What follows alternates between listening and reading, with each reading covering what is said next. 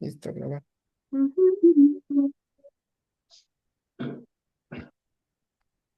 Ya, ahí pueden ver la pantalla de atrás, ¿verdad? Ujú.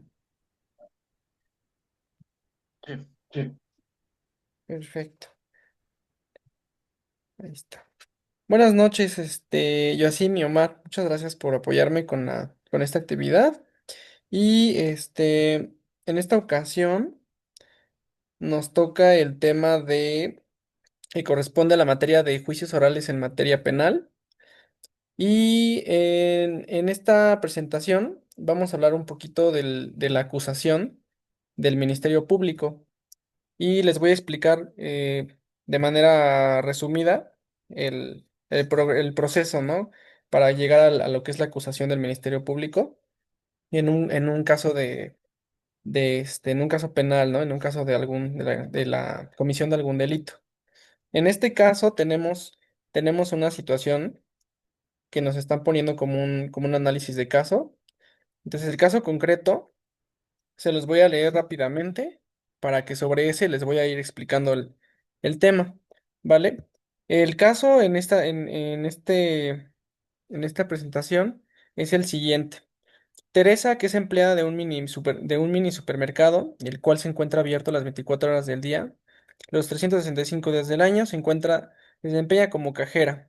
Eran las 4 de la tarde, entraron dos sujetos al establecimiento, uno de ellos llevaba un arma de fuego y otro llevaba un cuchillo, quien la tomó del cuello y le puso el cuchillo amenazándola que abriera la caja, y el otro sujeto cerró la puerta, apuntó con el arma a los otros dos empleados que se encontraban en el negocio y a tres clientes, dos de ellos hombres y una mujer de aproximadamente 65 años de edad.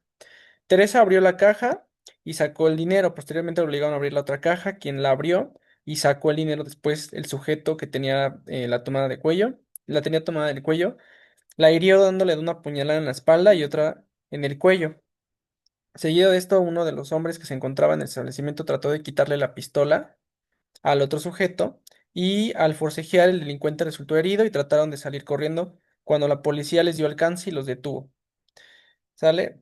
Actualmente tenemos a que los dos sujetos que se encontraban privados de su libertad, que se encuentran ahora privados de su libertad, responden a los nombres de Carlos, quien fue el que hirió a Teresa y con un cuchillo de 15 centímetros de color gris con café, y el que traía el arma de fuego corresponde el nombre de Julián.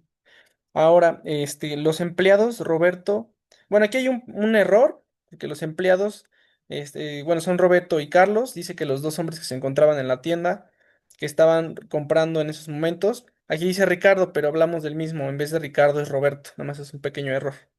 Que fue quien trató de quitarle el arma a Julián, que es el que traía la pistola, y aquí hay otro error que dice que Ernesto, pero en realidad se llama Carlos, la persona que traía el cuchillo.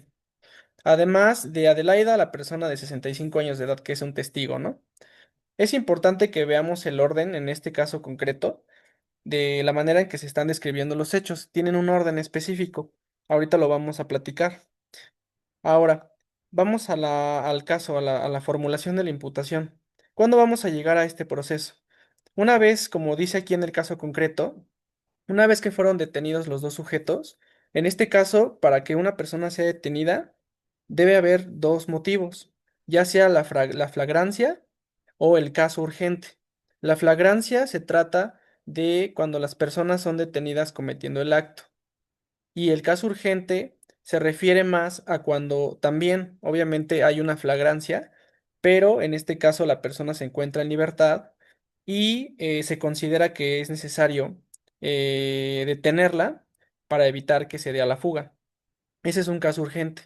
En este caso tenemos una flagrancia porque literalmente en el momento que cometieron el delito fue en el momento que los policías de a lo mejor estatales o los que se encontraban ahí, pues hicieron la detención, ¿no? Entonces, en ese contexto, tenemos que la detención en este caso fue la flagrancia, aunque también, como les comento, en el caso urgente también es flagrancia, pero pues es de una manera, es distinto, ¿no? Ahora, antes de la formulación de la imputación, ¿qué es lo que sucede? Los agentes de la policía llevan a estas personas que acaban de ser detenidas, en este caso es Carlos y Julián, los van a llevar con el juez, en este caso se conoce como juez calificador, pero se llama realmente juez de control. A esto se le llama la audiencia inicial, es el primer proceso es el primera etapa del proceso de acusación aquí en México. Entonces, para la primera etapa, pues tenemos que, una vez que ya fueron detenidos, ya tenemos al agente del Ministerio Público presentándose con, obviamente, pues la investigación, ¿no? La primera investigación que va a ser presentada con el juez de control, quien va a ser el que va a definir, ¿no? Va a valorar, primero que nada, pues que se hayan respetado los derechos y las garantías del detenido, el imputado en este caso, y pues también va a revisar lo que se va a presentar, el documento que va a presentar el Ministerio Público. Ese es el tema del que nos estamos ahorita hablando, ¿no? El documento que va a presentar el Ministerio Público es la formulación de la imputación, ¿sale? Entonces, tenemos que la formulación de la imputación literalmente es el documento donde está la investigación que se ha realizado en contra y las acusaciones hacia las personas que acaban de detener. En esta formulación de la imputación se le va a comunicar también de manera oral y con presencia de los acusados, del acusado o acusados, y del juez se les va a informar sobre los cargos que tienen en su contra. Obviamente, pues esto se hace como parte del proceso para respetar sus derechos, ¿no? Y sus garantías procesales que tienen los acusados. Ahora, este procedimiento está regulado por el artículo 307 del Código Nacional de Procedimientos Penales, el cual en pocas palabras, nos define la audiencia inicial y sus propósitos principales como el informar al imputado sobre sus derechos, realizar un control de legalidad de detención y obviamente, por último, formular la imputación, que es donde se le van a indicar a los acusados las acusaciones, ¿no? Y los cargos en su contra. ¿Sale? ¿Para qué? Para que poder hacer la formulación de la imputación, es necesario que el Ministerio Público la realice en función de los siguientes en la aplicación de la teoría del caso, perdón.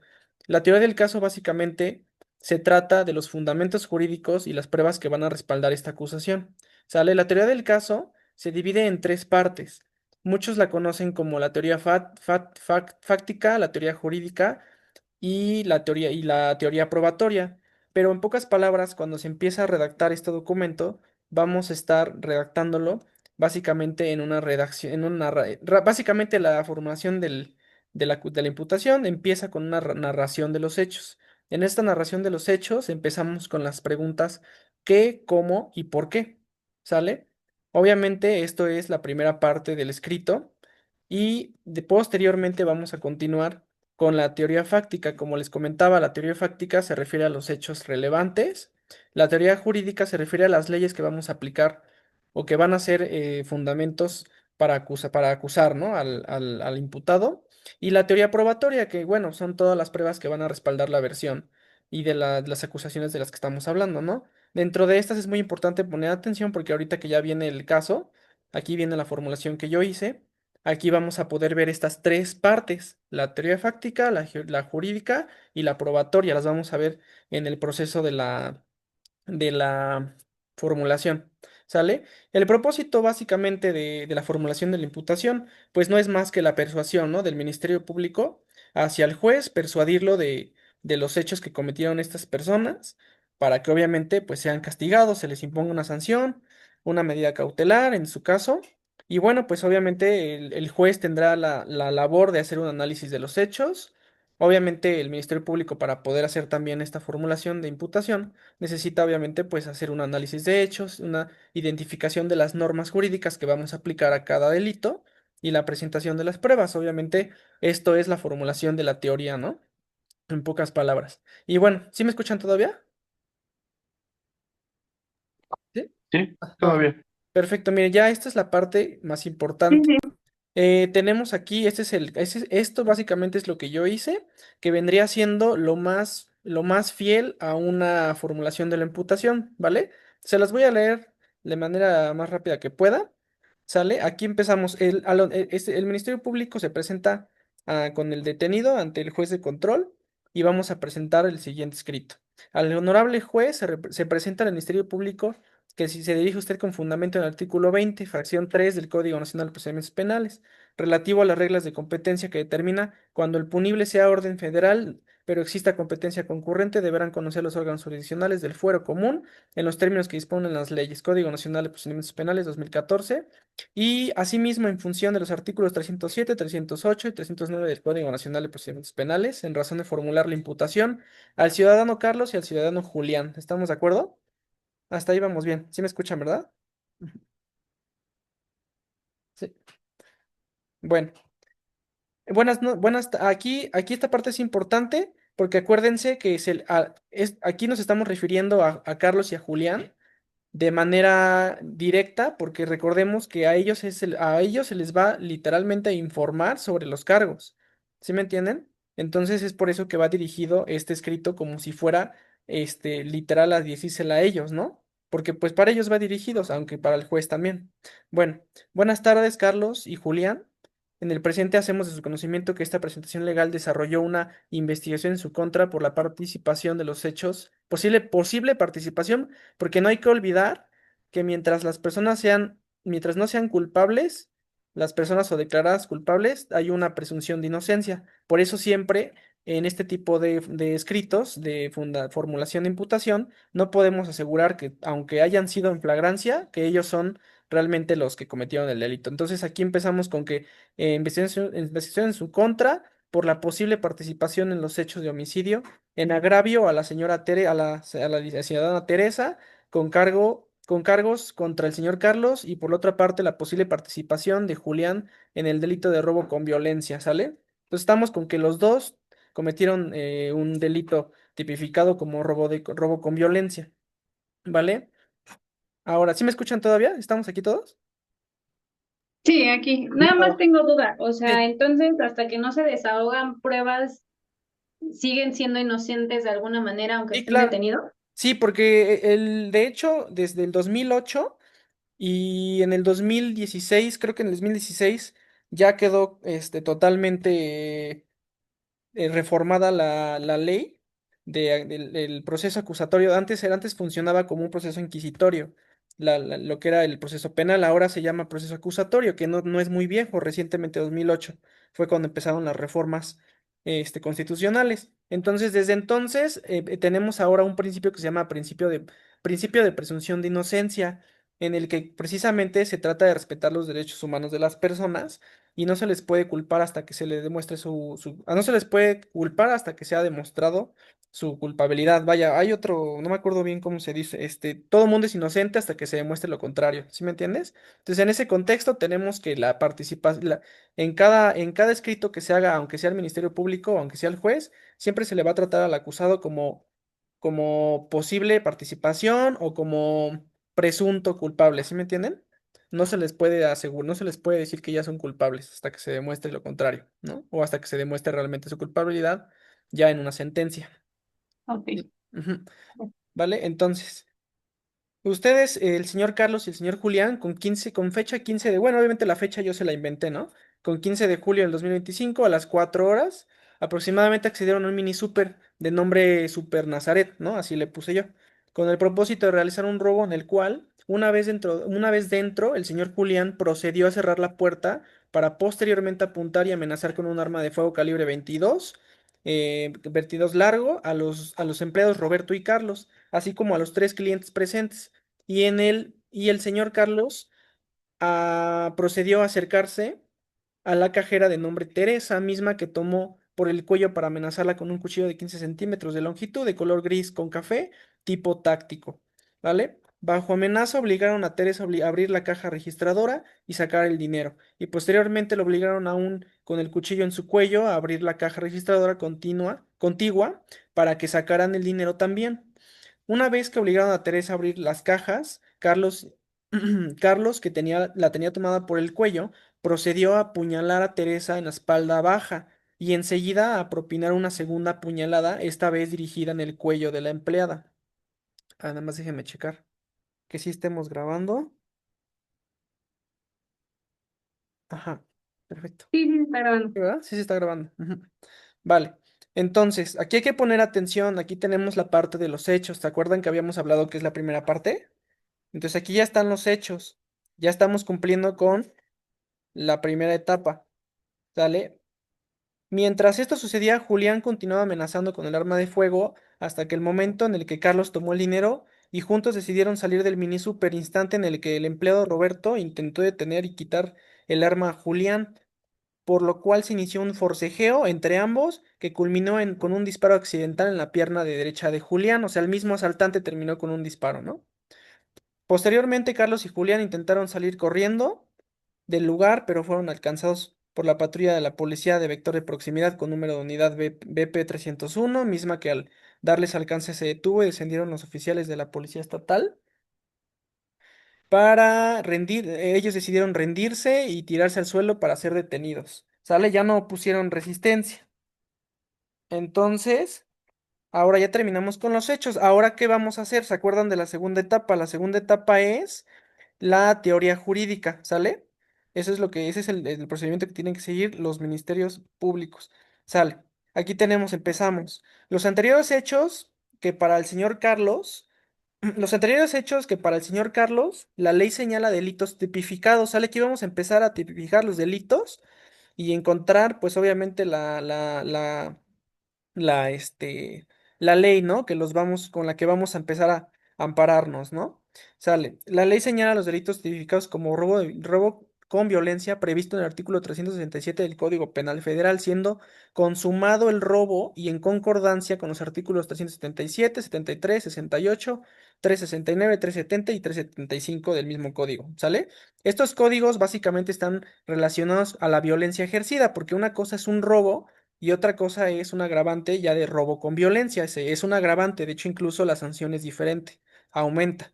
Entonces, por eso vamos a tomar en cuenta que no nada más fue un robo, sino que también fue un robo con violencia, se ejerció una violencia y hay una sanción distinta. ¿Sale? Ahora, por último, tenemos algo muy importante. Recordemos que Carlos tenía un cuchillo, entonces Carlos apuñaló dos veces a Teresa. Entonces, así como el delito de tentativa de homicidio previsto en el artículo 12, pero esta vez del Código Penal Federal. ¿Sale? Aquí ponemos obviamente que este artículo se refiere a la hipótesis de la tentativa de homicidio, considerando las alteraciones causadas en las partes del cuerpo de la víctima en el artículo 302 del Código Penal Federal, ¿sale? Que es la hipótesis del homicidio. ¿Vale? Ahora también tenemos los artículos 52 y 63, que estos se hablan de la sanción, ¿no? Sanción para este tipo de delito. Ahora, para los hechos que le imputan a Julián, la ley señala los delitos tipificados como robo con violencia también, y tipificados en el mismo artículo 367 del Código Penal Federal, siendo consumado también el robo. Entonces, en este caso, pues obviamente se consuma el robo porque sí se llevaron el dinero, ¿no? Entonces, en relación con los artículos igual los mismos relativos a que hubo violencia también. Y el delito, en este caso, Julián tiene un delito adicional, que es el delito de portación de arma de fuego. Como no está señalando el caso, no está señalando realmente si era un arma de portación exclusiva del ejército, vamos a suponer que es un arma de calibre 22, que es un arma que sí es permitida para civiles, ¿no? Aunque se requiere obviamente un permiso, entonces por lo tanto, de todas maneras, va a ser un delito porque no tenía licencia para poder portar esa arma. Esto está tipificado en el artículo 9 y 10 de la Ley Federal de Armas de Fuego y Explosivos, ¿sale? Ahora, en concordancia con el artículo 81 de la Ley Federal de Armas y de Fuego y Explosivos relativo a la sanción, ¿sale? Aquí en el artículo 81 vamos a tener la sanción por este delito de portación de arma de fuego. ¿Vale? Ahora, por otra parte, se le imputa al señor. Aquí eso es muy importante, aquí pongan atención, porque tenemos aquí un delito más que muchas veces no lo conocemos. Dice, por otra parte, se le imputa al señor Julián el delito de tentativa de homicidio. ¿Por qué vamos a culpar a Julián si él no fue el que apuñaló a Teresa? ¿Sí me entienden?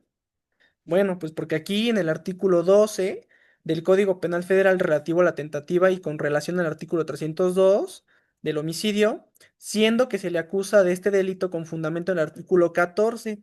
El artículo 14 nos está diciendo que si varios delincuentes toman parte en la realización de un delito determinado o alguno de ellos comete un delito distinto sin previo acuerdo entre los dos, todos serán culpables de la comisión de nuevo delito. Entonces, en este contexto tenemos que también Julián tiene participación y también se le va a tomar en cuenta se le va a castigar también, se le va a sancionar por un tentativa de homicidio. O Ahora, sea, es como un cómplice, por decirlo sí, así. sí, y Ah, es ok. que tenemos, ahorita les voy a explicar, tenemos además en este artículo, que es el artículo 14, es muy interesante porque este artículo tiene varias fracciones. Entonces, aquí vamos a tratarlas, mira, no encontrando mira, ahí va. Sale, ya, bueno, ya les leí esta parte, todos serán responsables, según el Código Federal, tal, no encontrando en la investigación exclusión del delito, porque el artículo 14, donde señala que el otro delincuente también puede ser culpable, tiene algunas excepciones, ¿sale? Pero en esas excepciones no encontramos, ahorita les voy a explicar cuáles. Entonces, no hay exclusión del delito conforme a los artículos 14 en su fracción uno 2 3 y 4. Ahorita se las voy a leer. Asimismo, en concordancia con el artículo 52 y 63, donde aparece la sanción. Ahora les voy a leer, aquí tenemos precisamente el artículo 14, ya vamos a acabar, que es muy importante para que entiendan por qué no se le puede excluir del delito de tentativa de homicidio a Julián. Aquí lo tengo, permítanme nada más tantito. Miren. ¿Cuáles son las fracciones uno, 2, 3 y 4? No habrá exclusión o no se le va a castigar o a sancionar por la comisión del delito nuevo, salvo que concurran los siguientes requisitos. Fracción uno, que el delito no sirva de medio adecuado para cometer el principal. ¿Sale? Fracción 2, que aquel no sea una consecuencia necesaria o natural de este o de los medios concertados. 3, que no haya sabido antes que iba a cometer el nuevo delito. Y la 4, que no hayan estado presentes en la ejecución del nuevo delito o que habiendo estado hayan hecho cuanto estaba de su parte para impedirlo. De todas maneras, Julián es culpable porque aunque no haya estado presente o si estuvo presente, por omisión, por no haber evitado que pasara, también ya es culpable. Y aparte también, pues entra obviamente, creo que hasta la fracción uno y la 2. Entonces, obviamente, para él no hay Pero, por exclusión. ejemplo, si él quisiera decir, yo le dije que no, ¿eso ya no entra en su defensa? No, porque aquí dice claramente que habiendo estado él, hayan, no haya hecho cuanto estaba de su parte para impedirlo. Entonces, a lo mejor puede él presentar, ¿no? Pues yo le dije que no lo hiciera, pero pues eso ya lo veremos cuando se desahoguen las pruebas en los alegatos, porque también para esto tenemos testigos. Ahorita vamos a ver eso. ¿Sí me escuchan? Sí, ok. Y Ok. precisamente es donde terminamos. Asimismo, se les hace saber que deponen en su contra bueno, aquí obviamente yo lo inventé, ¿no? Los ciudadanos Luis Castro y Yesenia Moreno en su carácter de policías preventivos como testigos, que van a presentarse obviamente en su contra, aquí lo dice. El señor Alfredo González en su carácter de agente de investigación de la unidad especializada del Ministerio Público. Obviamente la ciudadana Teresa en su carácter de víctima. Los ciudadanos Roberto N. y Carlos N. Ciudadana Adelaida en su carácter de testigo. Y esto sería todo, ¿sale? Sería todo, honorable juez. Aquí terminamos, aquí tenemos, si recuerdan, ahorita les voy a explicar. Si recuerdan, pues ya tenemos los hechos, ya tenemos la teoría fáctica, ya tenemos ahora la teoría jurídica y tenemos obviamente aquí la teoría de probatoria. Pues las pruebas, ¿cuáles van a ser? Pues del propio testimonio de los testigos, ¿no? Y de la víctima, que también está ahí presente. Ahora aquí vamos con la fundamentación. Nada más hace rato vimos pues los artículos, pero aquí está la fundamentación para que ustedes entiendan un poquito más. Al hablar del delito de robo, ¿se acuerdan que les dije? Aquí está en el fundamento de la ley como aparece textualmente, ¿no? El artículo 367 nos está tipificando el delito de robo, el que se apodera de una cosa ajena a mueble o derecho y sin consentimiento de la persona que dispone de ella, ¿sale? Ahora, ¿por qué se les acusó de robo con violencia? Porque también cumple con lo siguiente, artículo 372 del Código Penal Federal. Si el robo se ejecutare con violencia, a la pena que corresponde en el robo simple se agregarán 6 meses o 5 años, hasta 5 años de prisión. Si la violencia constituye otro delito, se aplicarán las reglas de acumulación. O sea que se va a sumar a la pena que ya tenían por robo. ¿Sí me entienden? Ujú. Bueno. Bueno, Ok. Sí. artículo 12 del Código Penal Federal, que es el que les hablaba del tema de la tentativa de homicidio. Aquí lo dice, existe tentativa punible, o sea, castigable, cuando la resolución del cometer un delito se exterioriza realizando en parte o totalidad los actos ejecutivos. Este señor Carlos los realizó en parte porque realmente la apuñaló, o sea que estuvo a punto de cometer, realmente la intención era matarla, ¿no? Entonces aquí dice, realizó en parte o totalmente los actos ejecutivos que deberían producir el resultado, omitiendo los que deberían evitarlo, ¿no? Si aquel no se consuma con las causas ajenas o la voluntad de la gente. Ahora tenemos el artículo 302, el que habla del homicidio, que se va, obviamente van estos dos juntos, para hacer la acusación van estos dos juntos, ¿sale? Artículo 302, pues básicamente nos está indicando que comete el delito de homicidio el que priva de la vida a otro, ¿no? Y tenemos aquí el artículo, básicamente, bueno, Ok.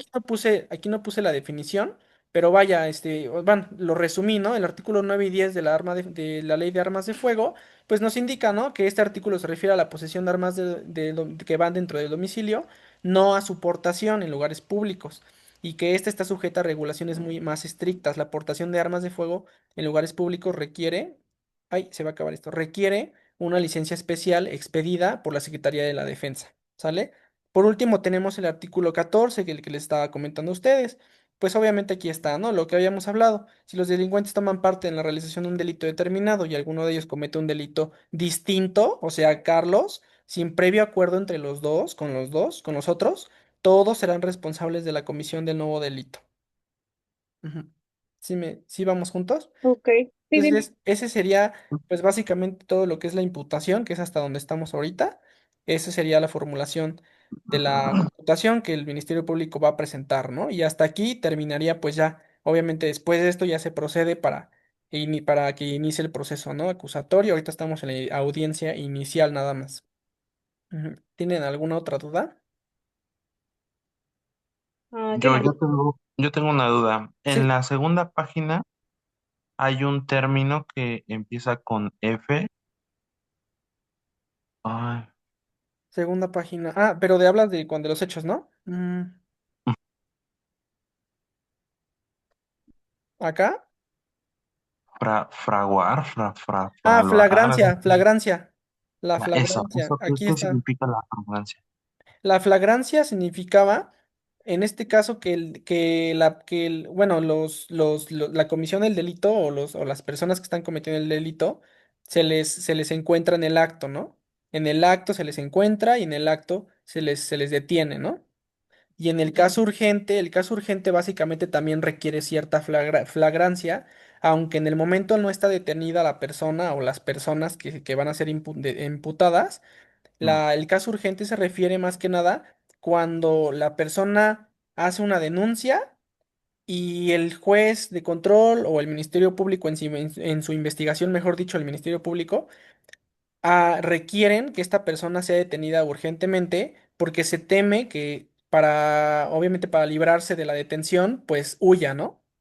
Entonces, por eso es un caso urgente. Normalmente en el caso urgente, la persona que se está haciendo, que va a ser acusada, todavía se encuentra en libertad y tiene que ser detenida.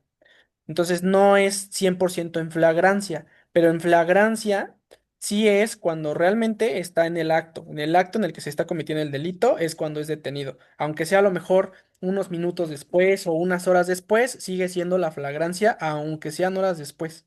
No les tengo el artículo, pero literal así lo dice. ok, Ah, gracias. sí. Y pues ya, Joasim, ¿tienes alguna duda o ya sería todo? No, a mí ya me quedó claro esa parte. Digo, vamos hasta ahí, todavía no llegamos Sí, a hasta acá es desahogo la de audiencia pruebas, ¿no? inicial. Esto es la audiencia inicial. Ya de aquí, obviamente, cuando termine la audiencia inicial, pues ya se decreta pues ya el proceso, ¿no? Ya se comienza no me acuerdo del nombre, pero ya se comienza la vinculación a proceso de parte del juez de control. Obviamente él va a valorar todo lo que presenta el Ministerio Público y comenzamos con la siguiente etapa, que ya sería la etapa complementaria, después continuamos con la etapa intermedia y después la etapa de alegatos para finalizar con la etapa de sanción de sentencia. Mm, Ok. ujú, que básicamente la etapa complementaria. y es de investigación complementaria, como lo dice su nombre. La etapa intermedia es donde se presentan todas las pruebas y son admitidas por el juez. Y la etapa, pues ya obviamente la última de sentencia, estas pruebas que fueron admitidas, que son las más relevantes de parte de la defensa y de la víctima, pues son ya valoradas por el juez y pues ya da su sentencia al final. Ujú. Ok, Pues chicos, muchas gracias por su apoyo en esta reunión y pues espero que haya sido de buena información para ustedes. Muchísimas gracias. muchas gracias. Gracias, Cuídense. gracias a ti. Muchas gracias. Buenas noches. Igualmente. Espérenme, no corten porque voy a quitar la grabación. Permítanme.